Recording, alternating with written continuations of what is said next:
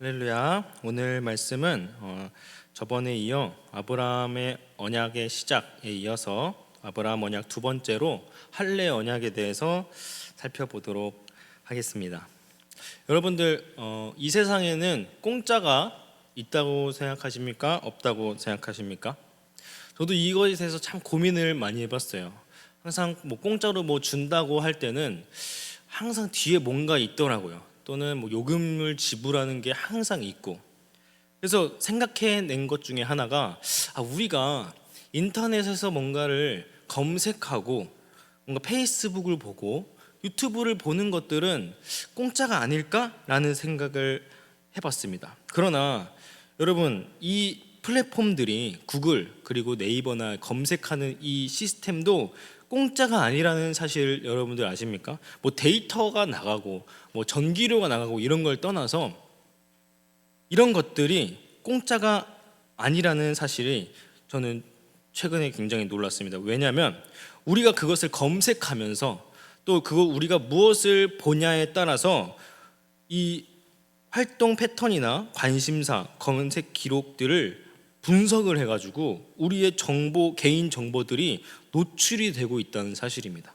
따라서 이것은요, 우리는 돈 대신에 개인 정보를 다 지불을 하고 그 데이터를 본다라는 거예요. 단순히 무료 서비스가 아니라 내 개인 정보를 팔아가지고 광고를 보여주고 또 기업이 돈을 벌게 하는 시스템이었다라는 거예요. 여러분, 이렇듯 이 세상에는 정말 공짜인 것 같은데 공짜인 게 전혀 없습니다. 그러다 보니까 성경에서 우리가 말하는 값없는 은혜, 한없는 은혜, 우리의 공로 없이 주시는 그 사랑이 뭔가 와닿지가 않는 것 같아요. 설마 내가 그 사랑을 받으려면, 우리가 구원을 받으려면은 뭔가를 해야겠지, 뭔가 내가 어떠한 공로가 있어야겠지라는 생각을 한다라는 것이죠. 그러나 반대로 지금까지 우리가 살펴본 언약들의 특성을 살펴보면 우리가 창조 언약도 봤었고 노아 언약도 봤었고, 이런 언약 속에서 하나님이 베푸신 은혜에 인간이 기여한 바가 있었습니까? 아닙니다. 전혀 인간이 기여한 바가 전혀 없었습니다. 오늘 본문도 마찬가지입니다. 아브라함 언약은 창세기 12장에서부터 시작이 되었습니다. 그 언약의 핵심은 뭐라고 했죠? 바로 일방적인 언약이었다라고 했습니다. 아브라함의 공로가 하나도 없었고 하나님의 주권적인 언약이었다라는 거예요. 12장에서 언약의 수단이 된 것은 땅이었습니다. 그래서 하나님이 땅을 보라고 만드셨죠. 그리고 그 땅으로 인도해 주셨습니다. 그리고 그 땅에 있는 모든 백성이 아브라함으로 인해서 복을 받을 것이라는 것을 하나님이 약속하셨습니다. 그래서 현재 우리는 하나님의 일방적 약속에 근거한 믿음을 통해서 우리가 구원이라는 복을 받은 백성이라는 점을 상기시켰습니다. 자, 이어서 오늘 본문 이전에 13장에 이르러서는 어떤 약속이 나오냐면은 바로 자손에 대한 이야기가 나와요. 하나님이 아브라함에 대해서는 땅에 대한 약속은 직접 보여주셨어요. 직접 땅을 보여주시고 저곳이 우리가 하나님이 약속한 땅이라는 것을 확신시켜 주셨습니다. 그런데 한 가지 아브라함에게 걸리는 게 한 가지 있었어요. 뭐냐면은 바로 자손에 대한 문제였습니다. 자손에 대한 것도 사실 13장에 보면은 땅의 티끌과 같이 자손이 많을 거다라고 하나님이 약속하신 바가 있었지만 아브라함은 직접 본 적이 없었습니다. 직접 보지 않았으니까 아브라함은 뭔가 찝찝했어요.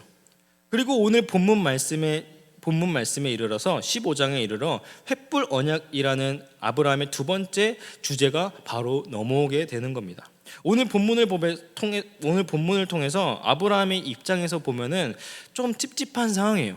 땅에 대한 약속은 우리에게 보여주셨단 말이에요. 땅을 보여주셨는데 자손에 대한 약속은 분명히 했는데 우리에게 보여주시지 아니하고 바로 15장에 이르러서 횃불 언약이라는 주제가 바로 나왔단 말입니다. 오늘 본문을 통해서 우리가 알아볼 것은, 그럼 과연 하나님은 이 아브라함의 간지러운 부분을 어떻게 긁어주시며 일방적인 은혜가 어떻게 나타나는지, 또 이것이 우리에게는 무엇을 의미해 보는지 좀 깊이 고찰해 보는 시간을 가지길 소망합니다. 오늘 본문 1절을 보면은 하나님이 아브라함에게 나타나서 다짜고짜 하는 말이 두려워하지 말라고 하십니다. 두려워하지 말라. 아브라함이 뭐가 이렇게 두려웠을까요? 이전의 내용들을 보면 알 수 있습니다. 14장을 보니까 아브라함이 롯을 구하기 위해서 그돌라오멜과 그의 연합군들을 패배시키는 장면이 있었어요. 이 패배시키는 장면은 완벽한 승리를 이야기했습니다. 그러나 마치 이제 챔피언이 되고 1등이 되면 치고 올라오는 사람들이 있기 마련이죠. 그리고 언제든 그 자리를 빼앗길 수 있다는 두려움이 있기 마련입니다. 완벽한 승리 뒤에는 반드시 후사가 따르기 마련입니다.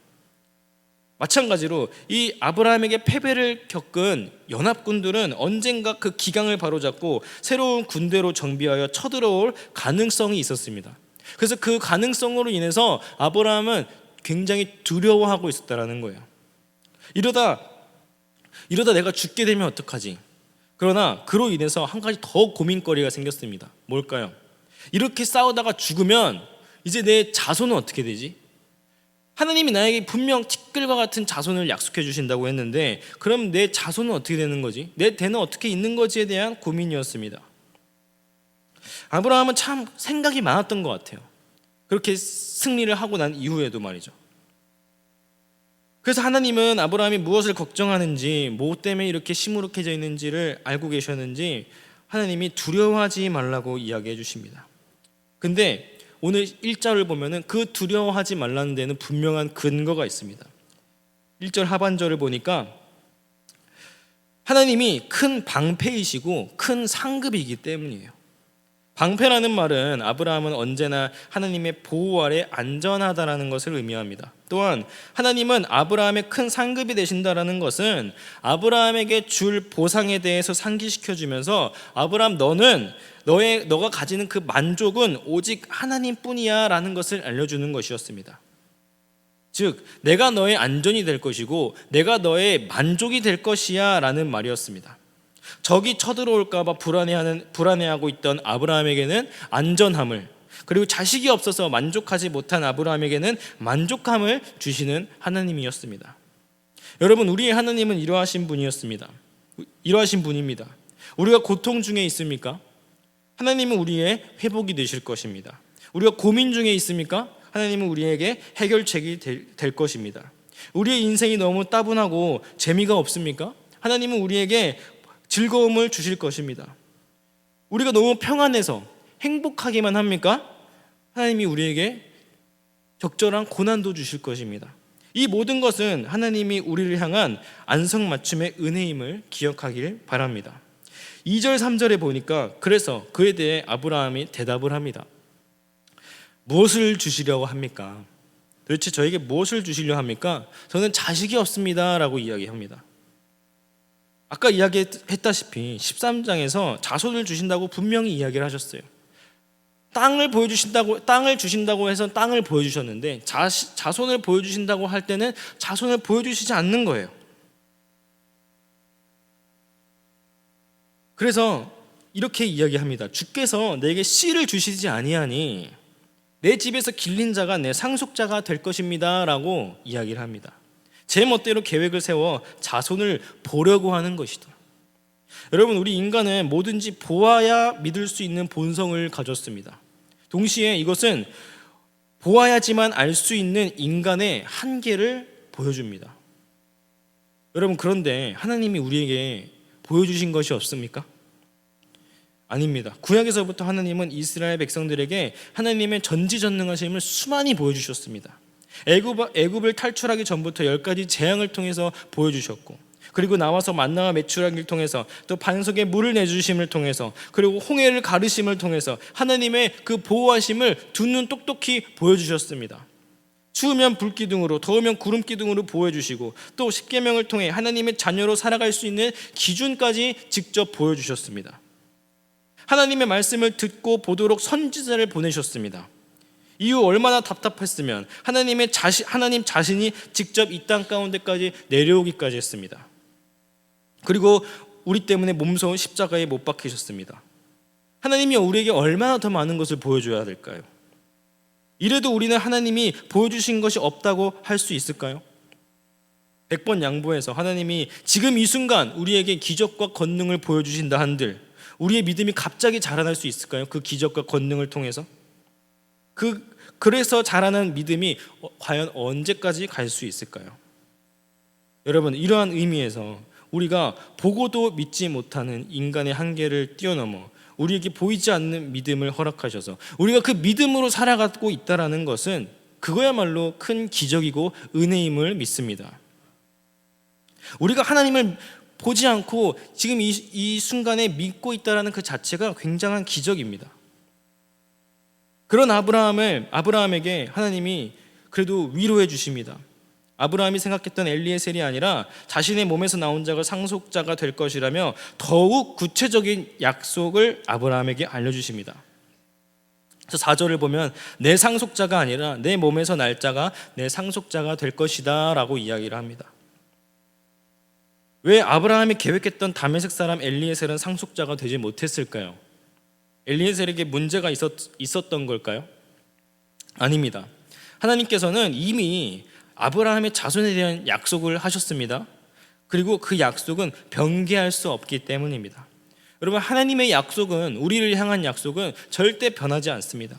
그래서 이에 바울은 이렇게 고백하기도 합니다. 빌립보서 1장 6절 말씀을 보면 너희 안에서 착한 일을 시작하신 이가 그리스도 예수의 날까지 이루실 줄을 우리는 확신하노라 라고 바울을 이야기합니다. 하나님은 시작하신 것을 반드시 완성하십니다. 이것은 우리에게 어떤 위로를 전합니까? 하나님이 우리를 향한 구원의 약속도 변하지 않는다라는 것입니다. 하나님이 이러한 불변성으로 인해서 우리의 신앙이, 우리의 믿음이 더욱더 강화되기를 소망합니다. 더 나아가서 5절을 보면은 이젠 아브라함에게 시청각 교육까지 합니다. 하늘 우러러서 무뼈를 셀 수 있나 보라. 또 그에게 이르시되 네 자손이 이와 같을 것이다 라고 시청각 교육까지 합니다. 무뼈를 셀 수 있는지 보라라는 것은 네가 한번 별을 세어봐라 라는 거예요. 아브라함은 밤하늘의 별을 바라봤습니다.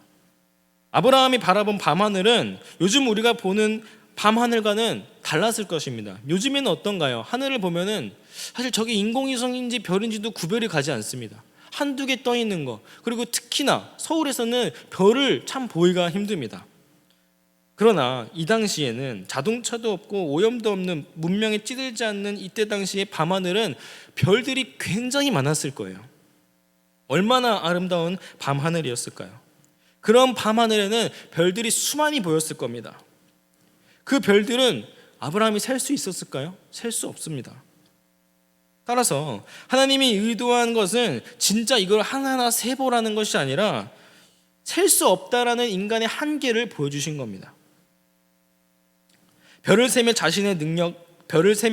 자신의 능력의 한계와 동시에 하늘과 땅을 만드신 창조주 하나님의 전지전능하심을 생각해 보라는 것입니다.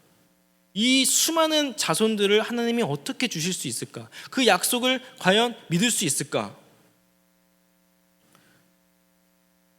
근데 아브라함은 그 광활한 별들을 보면서 하나님의 말씀을 믿어버렸습니다. 제가 여기서 믿어버렸다라고 표현한 이유는 아브라함의 믿음에 대해서 바울은 이렇게 고백하기 때문입니다. 로마서 4장 18절을 보면 아브라함이 바랄 수 없는 중에 바라고 믿었으니 이는 내 후손이 이 같으리라 하신 말씀대로 많은 민족의 조상이 되게 하려 하심이라 라고 바울이 고백하기 때문입니다. 바로 바랄 수 없는 중에 라는 말 때문에 믿어버렸다라고 표현을 했습니다. 아브라함이 다메섹 엘리에셀을 양자로 삼으려 했을 때 아브라함이 하나님을 믿지 못한 것인가 라는 질문이 있었지만, 만약 하나님을 믿지 못했다면 12장에서부터 아브라함은 고향과 친척과 아비의 집을 떠나지 않았을 것입니다. 즉 아브라함의 믿음은 이전부터 이어져 오고 있었는데, 중요한 것은 오늘 이 믿음이라는, 여호와를 믿으니, 여기서 나오는 이 믿음이라는 단어예요. 이 믿음이라는 단어인 이 아만, 우리가 쉽게 말하면 아멘이죠. 아멘. 이 본문에서 이 아만이라는 히브리어 단어가 처음 등장합니다. 왜 그럴까요? 이 단어의 형태를 보면 알 수 있어요. 6절에서 이 mid다의 히브리어 아만이라는 단어는 여러 가지 전치사와 야훼라는 전치사 구를 수반하고 있는 형태를 띠고 있습니다. 따라서 이것을 직역하면은 그가 여호와를 신뢰하였다라고 해석이 됩니다. 그런 의미를 가집니다. 즉 이것이 의미하는 바는 아브라함이 믿은 것은 그의 자손이 하늘의 별과 같이 된다는 사실 그 자체가 아니라 그렇게 많은 자손을 주시겠다고 한 여호와를 신뢰했다라는 겁니다. 나에게 떨어질 콩국물을 믿었다라는 게 아니라 그것을 주시는 분을 믿었다라는 거예요. 이전에도 아브라함은 하나님을 신뢰하였습니다. 그러나 오늘 본문에서 강조하고 있는 것이 바로 이것입니다. 자신에게 올 축복을 신뢰하는 것보다 그 축복을 주실 하나님을 신뢰했다라는 점입니다. 여러분, 우리가 믿음 생활하면서 신앙생활하면서 우리의 믿음은 어디에 있습니까? 하나님이 우리에게 주실 복에 있습니까? 그 복을 주시는 하나님께 있습니까? 기도를 응답해 주시는 그 응답에 우리의 믿음이 있습니까? 아니면 응답을 응답해 주시는 하나님께 있습니까? 무엇을 신뢰하는가, 무엇을 믿으며 나아가는가는 우리 신앙생활에서 굉장히 중요합니다. 여러분, 아브라함의 마음 가운데 역사하신 것은 하나님이십니다. 그렇게 해서 아브라함이 하나님 말씀에 설득된 것이고 하나님의 은혜가 임하여 아브라함이 믿게 된 것입니다. 그랬더니 하나님이 이것을 보시고 아브라함에게 믿음이 있음을 인정하시면서 그를 의롭게 여겼다라는 것입니다. 그러므로 여기서 나오는 일신칭의는 믿음을 통해 구원을 얻게 된 것은 맞지만 이때의 믿음은 하나님께서 일방적으로 주시는 하나님의 선물이었다라는 것을 우리는 기억해야 합니다. 결국 이 모든 약속을 신뢰하게 된 후 하나님께서는 아브라함에게 언약식을 체결해 주십니다. 9절 10절을 보면 재물에 쪼개진 사이로 지나가면서 언약을 체결하십니다. 여기서 재물에 쪼개진 사이로 지난다라는 것은 언약에 대한 책임을 지게 되고 언약의 의무와 언약의 의무를 이행하지 않을 시에는 이 재물처럼 쪼개질 것을 의미한다라는 것입니다. 그런데 중요한 것은 이것입니다. 오늘 이 장면에서 누가 쪼갠 재물 사이로 지나가냐라는 거예요. 15장의 문맥으로 보면 하나님의 약속을 오해하고 있었다라는 점, 그리고 자신의 멋대로 계획을 세우려고 했다라는 점, 그리고 이제 막 믿기 시작하여 믿음의 반응을 보여야 할 사람은 바로 아브라함이어야 했습니다. 그런데 놀라운 일이 일어납니다. 15장 17절을 한번 보실까요? 15장 17절을 보면 해가 져서 어두울 때 연기나는 화로가 보이며 타는 횃불이 쪼갠 고기 사이로 지나더라 라고 나와 있습니다. 여기서 타는 횃불이 나오는데 여기서 불은 구약에서 신의 현현을 나타냅니다. 그래서 출애굽기에서 불기둥, 구름기둥이 나타나게 되는 것입니다. 따라서 쪼갠 고기 사이로 타는 횃불이 지나갔다는 것은 아브라함이 지나간 게 아니라 하나님이 그 사이로 지나갔다는 것입니다. 아브라함이 지나가야 하는데 하나님이 그 사이를 지나갔다라고 하는 것은 하나님이 주권적인 역사로 이 언약을 반드시 성취하시겠다는 하나님 편에서의 약속이자 선언이었다라는 것입니다.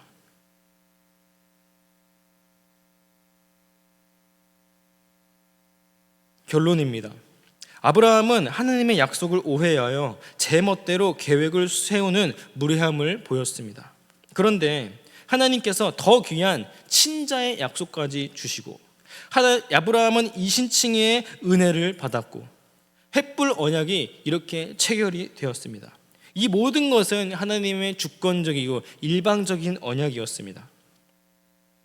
그런 의미에서 쪼갠 고기 사이로 하나님이 지나가신 겁니다. 그리고 이 언약은 이후에 알겠지만 땅이 확장되면서 많은 자손이 생겨나면서 그 약속은 성취가 되었습니다. 하나님을 불신했음에도 불구하고 오히려 하나님의 은혜의 역사가 더 크게 아브라함에게 주어진 것입니다. 여러분 15장을 읽으면서 아브라함에게 무엇이 요구가 됐습니까? 아브라함에게는 어떠한 것도 요구가 되지 않았습니다. 어떠한 의무도 아브라함은 지지 않았습니다. 바로 누가 이 약속을 성취해 가신 것입니까? 바로 하나님이 하신 것입니다.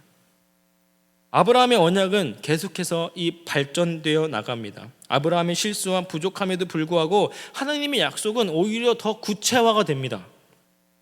그리고 더 깊어지고 더 확장이 됩니다. 아브라함의 언약의 핵심은 일방적인 언약이라고 했습니다. 그리고 이 언약은 아브라함의 자손들로부터 계속 성취가 될 것입니다.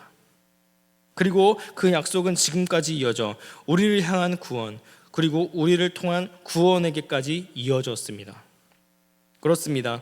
아브라함의 언약을 통해 알 수 있는 사실은 우리를 향한 하나님의 약속은 우리에게 어떠한 것도 요구하지 않고 어떠한 의무도 없는 값없는 은혜의 약속이라는 점입니다.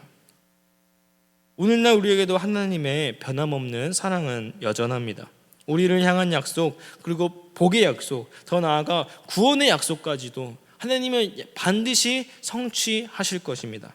그러니 우리는 하나님에게서 나오는 그 복의 수단만, 기도의 응답만, 좋은 것만 의존할 것이 아니라 변함없는 하나님 그 자체를 신뢰하기를 소망합니다. 하나님을 향한 믿음이 더욱더 강화되기를 소망합니다. 그리하여 참된 믿음의 길을 걸어 귀한 백성으로서 하나님의 나라를 세워가는 우리 경신교회 성도들이 되기를 소망합니다. 기도하겠습니다. 하나님, 우리에게 주신 일방적인 언약, 또 일방적인 사랑으로 인해서 우리가 더욱더 이 삶을 주님 안에서 평화롭게 살아갈 수 있도록 인도하여 주시옵소서. 주님에게서 나오는 복과 또 좋은 것들만 우리가 기대하며 살아가기보다 좋은 것을 주시는 하나님 자체를 믿음으로 나아갈 수 있도록 인도하여 주시옵소서. 우리에게 일방적인 사랑, 주권적인 은혜를 주신 하나님께 항상 감사하며 살아가는 우리 경신교회 성도들이 될 수 있도록 인도하여 주시옵소서. 감사드리며 예수님의 이름으로 기도드렸습니다. 아멘.